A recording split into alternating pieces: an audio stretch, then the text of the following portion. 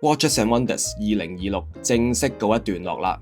同身邊嘅錶友傾開偈，普遍都覺得今年嘅新錶唔算有太大嘅驚喜。但係對於一體式鏈帶手錶嘅 fans 嚟講，今年反而有唔少亮眼嘅新作品。Bulgari 上一代 40mm 版本嘅 Octo Finissimo 雖然聽落唔係好大隻，但係由於比較闊，而且收窄得唔夠明顯嘅錶帶，帶嚟極強嘅橫向延伸感，再加上超薄嘅錶身同錶耳，缺乏下垂嘅弧度，大部分朋友呢其實都比較難 carry。而今年推出嘅呢隻 37mm 版本，可以話一個完美嘅 upgrade。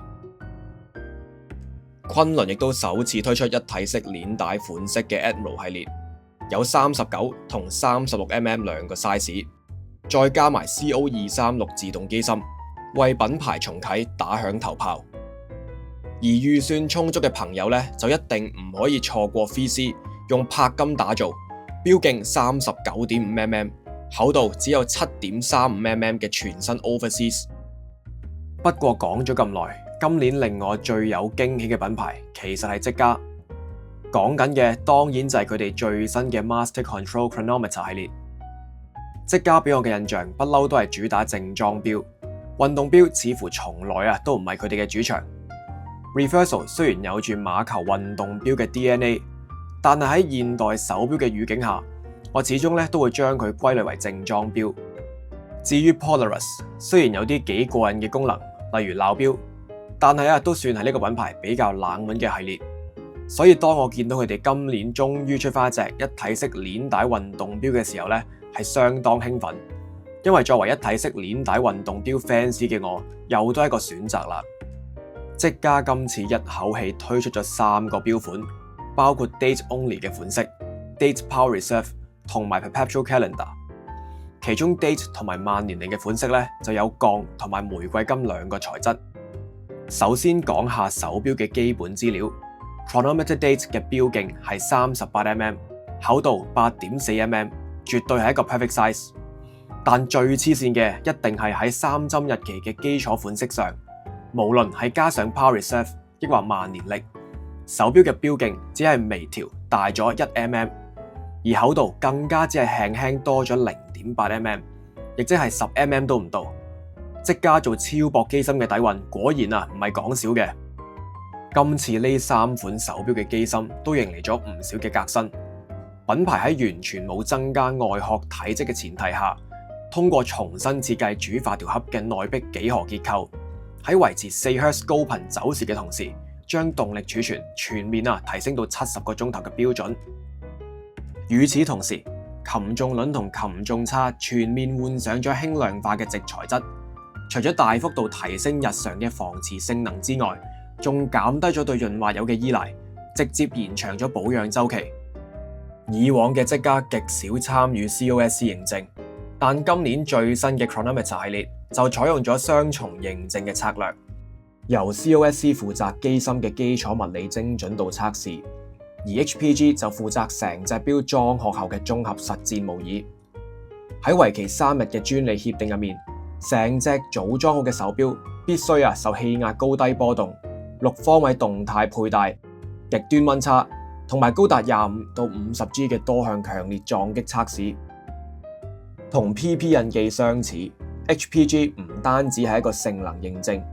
亦都代表咗極其嚴苛嘅美學同裝飾標準。任何印有 HPG 印記嘅機芯，每一個零件都必須全手工通過8項傳統高級製錶工藝嘅檢驗。呢度就涵蓋咗甲板底層嘅珍珠紋同正面嘅日內瓦波紋打磨，齒輪表面嘅圓形放射狀修飾，零件同螺絲頭嘅鏡面拋光，側面線條嘅拉絲處理，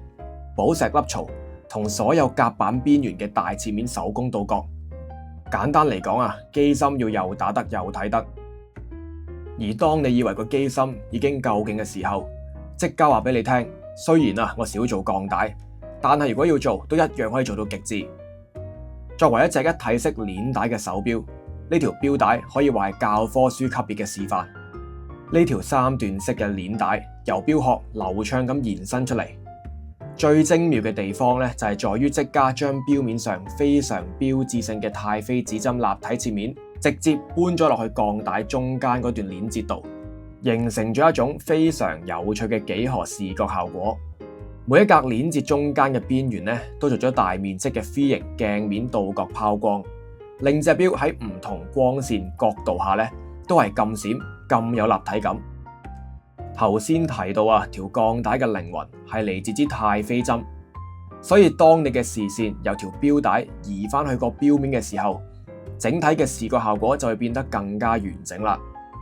今次嘅3款錶都統一地用咗一個好有休閒感嘅藍灰色漸變太陽放射紋，顏色由中心嘅亮藍色慢慢過渡到邊緣嘅深黑灰色，配埋頭先提到立體感十足嘅太妃鍍鉻指針同箭頭時錶，低調得嚟亦都非常有個性。總括嚟講，呢個新系列可以話係非常全面。